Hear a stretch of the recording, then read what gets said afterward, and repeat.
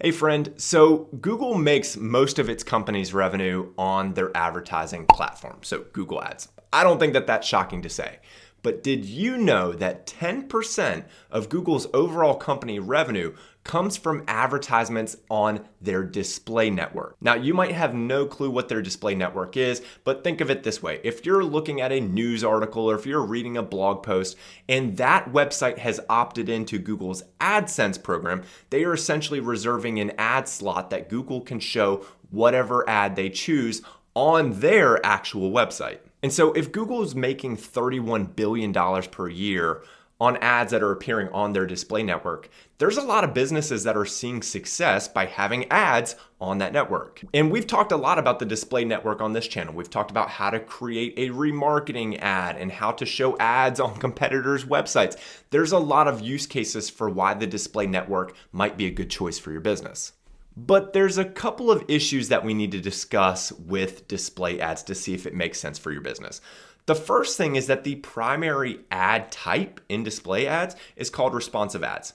Responsive ads are ads where you upload images and descriptions and headlines, and then Google will use that information to assemble an ad on your behalf. But with this ad format, you lose a lot of control because you don't know how your ad's going to appear on a mobile device or on a desktop or on a particular website. It can be infuriating if the combination that Google selected wasn't what you had in mind. But there's another ad format that a lot of people don't talk about in display ads, but if you've been managing a Google Ads campaign for a while, and this goes back to when it was actually called Google AdWords, not Google Ads, there's a format for display that I call standard display ads. With standard display ads, Google gives you different ad sizes and you create your advertisement and then you simply upload it into Google Ads and your advertisement will appear exactly how you wanted it to. But the problem with standard display ads that I hear from a lot of advertisers is that they don't know if it's going to work for them. They don't even know if the display network is a good fit and they don't want to hire a designer, and I totally get it. And so in this week's video, I'm going to show you how you can create a standard display ad that looks really professional from scratch. And so if you haven't had the opportunity to leverage Google's display network, whether that's a retargeting ad or a prospecting ad, you're not going to have any excuses. You're not going to have to hire a designer and pay thousands of dollars. You're going to be able to do this from the comfort of your office or even your living room. This is going to save you a lot of money that you would have paid to hire a designer. And if you want to save even more money, make sure to grab my free PPC cost-cutting cheat sheet. You can get it at scottredgate.com/cheat sheet, and I'll leave a link in the description below. Okay, so you've decided that you want to run a display campaign. So maybe that's a retargeting campaign, targeting people that have already been to your website. A managed placements display campaign where you handpick the websites that your ads appear on, or maybe it's just a prospecting campaign where you're targeting potential new customers. But you want to run a display campaign and now you need to create advertisements for it. So inside of Google Ads, you can either create a responsive display ad, and this is an advertisement where you upload all the different assets, you create headlines, descriptions, and then Google will organize it randomly at times on different placements across the internet. But if you want more control, which a lot of advertisers do, you still at this time have the ability to upload your very own display ads that are static, that don't change. You know exactly how it's going to appear on those websites on the display network, okay? And so to do that inside of Google Ads, what you need to select is this Upload Display Ads option. Select the ad group, and then on this section right here, you select choose files to upload. You input the final URL where you want those users to end up on, and then that's how simple it is. Now, in order to create these advertisements, you need to know what file types they'll accept and what ad sizes. So Google has this Help Center support page, and I'll provide a link in the description below with the different file type formats, which you can do a GIF, you can do a JPEG, you can do a PNG, and then it's important to note that the max size, the max file size is 150 kilobytes. Now, Google has a lot of different ad sizes here. So they have square and rectangle sizes, and you can see all of them here. Skyscraper, leaderboard, mobile, so there are a lot. Now, as you're just getting started, You don't have to create an advertisement for each and every one of these ad sizes. That is not necessary. But let me explain to you why it might be advantageous for you to create more than less, okay? So let's say there's a particular website out there that you really want your advertisements to show on, okay?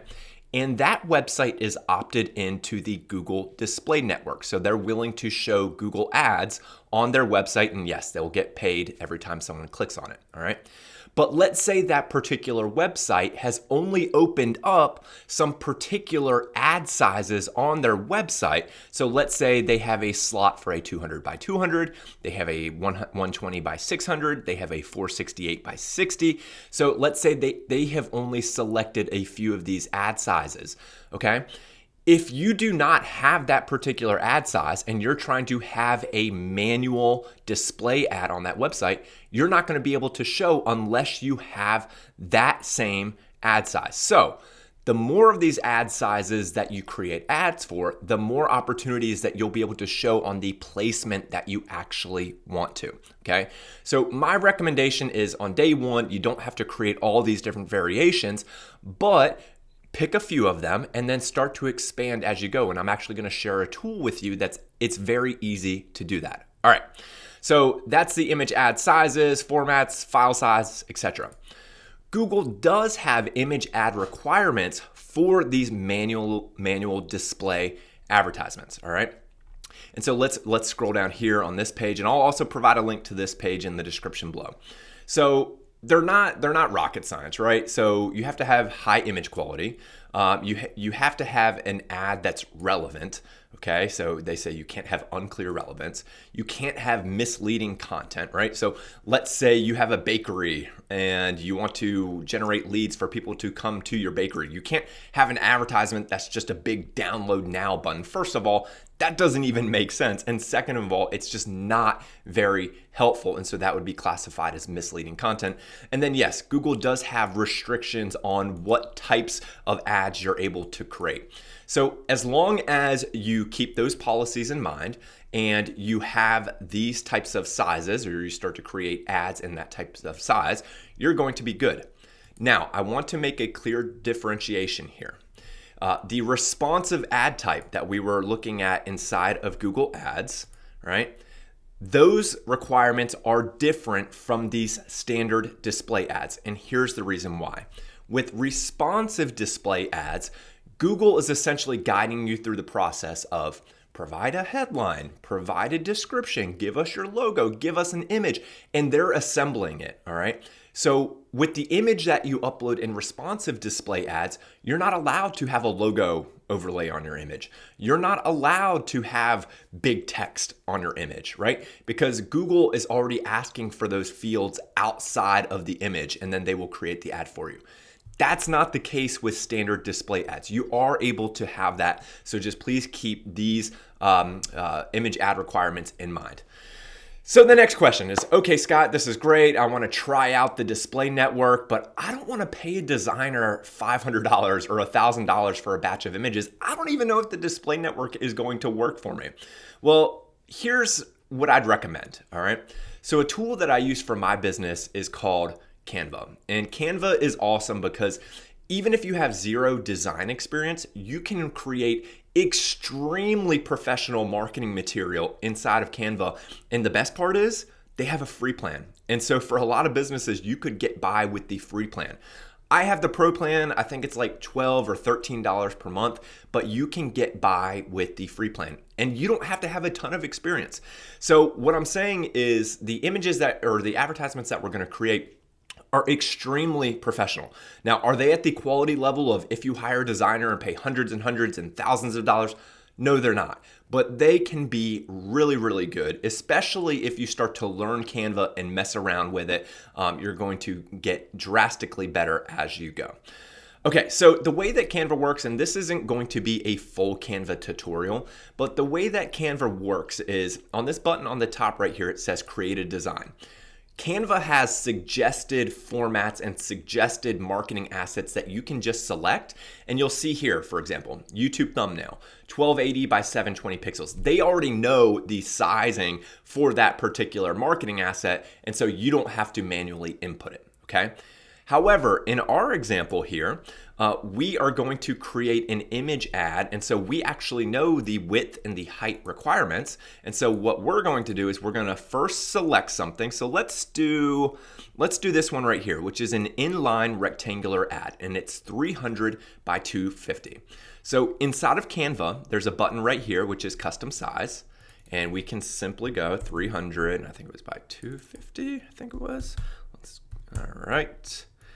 And how about that? It actually suggests medium rectangular ad. So you can select create new design, or you can click this. I'll just go ahead and click this. And it will open up a blank canvas for us. All right. So this is a white background. So now you might be thinking, all right, Scott, this is great. What do I do next? Well, a couple of cool things here with Canva. So Canva actually has templates that you can use. So you can search for different templates. So let's say you're in the HVAC industry or you have some other type of business type. You can simply search for a template for that type of advertisement, and that might actually get you 90% of the way there. And then you could take the time to add your logo in or what have you. But let's say you don't want to use one of the templates and you want to go from scratch. I'm going to show you those steps, but I will say this, the quantity of templates that they have on the free version is extremely limited. And so if you want to use the templates, I'd recommend getting a free trial. If there's one available, I'll even leave a link in the description below to that, or paying your 12, 13 bucks a month and then going from there. But let's say you want to start from scratch. I'm going to review 4 key elements of a successful display ad, and we're going to walk through the whole process. But in order to do that, we have to have some type of business that we're creating an advertisement for. So let's say that let's use the HVAC example. So you have an HVAC service and repair company, and you want to create an advertisement, a Google standard display ad for that. Well, one of the first things, right, so that we don't have this white background here, is we need a relevant background image. And what I would say is if you have custom imagery, right, from photos that you've taken of successful installs, use that, right? I always prefer that to the stock photography that websites like Canva will provide. And the reason for that is because there is a chance that if a potential customer is surfing the internet, what happens if you and your competition are using the exact same image? Well, that could be a little bit confusing. I'd say that the chances of that happening are rare. So you're fine to use the stock photography, but if you have your own imagery, use that. Now, with the photo, the background that we're going to use, I always think about the transformation that we're trying to help these potential customers achieve. So in the HVAC repair business, right? What is that transformation that you're helping? Well, if their HVAC unit's broken, you're either going to help get their house hot in the wintertime or cool in the summertime. And so think transformation. So if we want to start from scratch, and we want to get to background, and let's assume that you don't have any image assets that you've previously taken, we can get stock photography in Canva. And again, if you have the free plan, your options will be limited. If you have the pro plan, it opens up a lot more options. So what we're going to do here is we're going to select elements, and then we're simply going to search for HVAC. Excellent. And now in this photo section, you can select see all. All right. And so when I was talking about the transformation, as I scroll through some of these images, right, like this one right here is very appealing. And the reason for that is it looks like the job was done. Here's a mini split and you've got a thumbs up, like everything's good to go. All right. So let's take some time and let's see if there's any others that are more along the lines of transformation. Looks like this one could be good. Let's see here. This one where the repair is being done, that looks pretty good. I mean, there's a lot of good ones here. Even this one, where it's a successful, you can see this lady right here is turning on her mini split. So we could potentially use this one. I think the one that I'm going to select for this example, if it will load for us, is let's use this one. All right. So in Canva, we've now selected the image, and it's simple as dragging it to then fill up whatever size we have. All right, so I'm doing that, and now we're dragging it here, and perfect. All right, so now we have our background that's focused on transformation, what the customer is actually going to get out of it. The next key component of a standard display ad is your branding, right? Like, you don't pay when there's an impression out there on the internet. You pay when someone clicks. And so there's the chance that if you have your brand image and your brand name on this advertisement, that you could get a lot of free branding. For example, like, people could actually recognize your brand and you're not paying a penny for it. And so you want to take advantage of that. And so if you have a logo and hopefully your name's next to the logo, you would drag that in here. So in Canva, there's this upload section. You would click that, upload your logo, and be done with it. Obviously, I'm not an HVAC company, so let's see if I can search for HVAC logo in Canva, and let's see if we can find one here inside the graphics. All right, let's do this one, all right? And again, I wish that it had the name of the company next to it. It doesn't, but that's fine for this example purpose. And then what you would want to do is you would want to find a position on the ad where the logo is looking decent. All right, so let's for the start here, let's put it here in the bottom right-hand corner. It's looking visible, looks good to go. So now we have a relevant background image. We have our brand logo. The next thing is absolutely crucial. We need a clear call to action. All right, so the call to action is once someone clicks this ad, like, what are they actually going to complete? What are they going to do? So normally with HVAC, in that type of industry, maybe there's a free quote. So user clicks the ad, they fill out a form or call you, and they get a free estimate. So we can actually search Canva for the term free estimate, and Canva might have some graphics with that. My personal preference would probably be to actually create a custom call to action, and I'll explain why. Now, this gets pretty nitpicky, but on your website, you probably have a particular font or style that you've selected, right? And I know that I have on my website, I know that the font that I've selected is called Poppins, right? And so to maintain consistency from the advertisement to the website, I would probably select the same font. And I know that when I search for, let's see, free estimate, if I can type, free estimate button. All right, so here we go. Here's like a get a quote. This text right here is not going to be in the same font format as my website. Not the end of the world, but I would probably prefer to have one that's consistent with what's on my website, right? But it's not mandatory, okay? And so the way that you would do that, I'll keep this for now, but the way that you would do that is there's this text option over here in Canva, and so you could select the heading or the subheading or whatever you would want, and then you could select the color, and then they also have elements for shapes. And so you could input a shape and then input the text within that shape and then get it to look like this. And I'm just going to keep this for now, and then you can change the color of it. And one cool thing about Canva is if you have some images already in your canvas, you can select a color that's consistent with colors that are already in there. All right. And so let's see here. I like this. It's a little bit different. You can see it's the orange that's on his glove, and you've got an orange call to action. Excellent. All right. The arguably most important part of this advertisement outside of the call to action is to have a headline that is clear and concise, okay? All right. And again, just like we talked about with the image background, we want to think transformation. And so we need to get some text that helps the customer understand what the transformation is. If they move forward with your service, what's going to happen? To save you time, I have a product that's called the AI Online Marketing Playbook. You don't have to buy it, but if you did, it will save you a ton of time in situations like this, all right? And the reason why is because we need a concise headline. But if you just go into an AI tool, which are all the rage right now, whether that's ChatGPT or Google Gemini or Claude AI, and you say, give me a headline for an HVAC company, who knows what you're gonna get? And so that's why I created the AI Online Marketing Playbook, because it already has best practices built into the document. Here's a quick peek inside my playbook, and here's a prompt that I have inside the playbook. And this one is specific for website homepage, but we're actually going to use it, and then we'll tweak it just a little bit, and so that we can use it for this Google Ads display situation. All right, so the prompt that's in my playbook says, create a story brand framework headline. And it says, create a main headline and sub-headline underneath for my homepage that follows the building a story brand framework, a storytelling formula created by Donald Miller to help businesses communicate their most powerful messages simply and clearly. And then it says, my business describes your, and then describe your business. So this is in my AI Online Marketing Playbook. So this is the prompt that you would input into the AI tool like ChatGPT.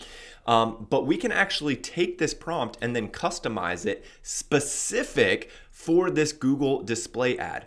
Now, you might be thinking, what in the world is the building a story brand framework? Now, that could be a whole other video, and maybe at some point it will be, but the building a story brand framework is a wonderful framework that helps brands concisely have a headline that talks about the transformation the customer will get if they move forward with your product or service. But we'll keep it there and then potentially do another video in the future. Okay, so I'm gonna copy that prompt and I'm going to go into Google Gemini, all right? And so I'm gonna paste this prompt in, and it says, create a main headline. I'm gonna say Google Ads display headline, and then we don't need a sub headline underneath. And then, all right, that headline that follows the building a story brand framework, blah, blah, blah, blah, blah, to communicate the message, blah, blah, blah. All right, my business, and then you can just say 24/7 emergency repair HVAC service. Perfect. Now we do need to add a little bit more instruction here because this is a display ad and we're very limited on our text. Please keep it concise as this will appear on a small image, if I can type, display ad. Perfect. So now we click enter and let's see what Google's AI has come up with. All right. Okay, and so I had to make a small tweak here to the AI. It wasn't quite understanding me, so I made a slight adjustment here where I said, please keep the headline concise, and it gave us a few options here. Now, as I look at these options, so it says broken AC, furnace out, that's not great. Next one, we fix it now, 24/7 HVAC repair, that's pretty vanilla. This one though, comfort restore, emergency HVAC service.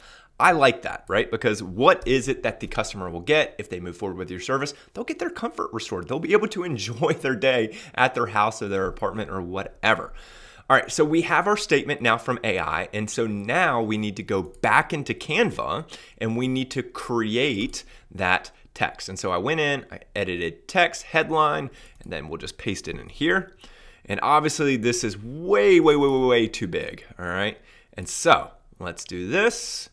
All right, and so now we can move that up, and then you can change your font. So my font on my website is Poppins, but they have different variations of Poppins. And so I'll select this extra bold here, and you can see that appeared. It's a little bit hard to see, right? Because of the background of the image. And in Canva, there's things that you can do to offset that. So you can add effects to the text. So you could have it where the text gets lifted off the page.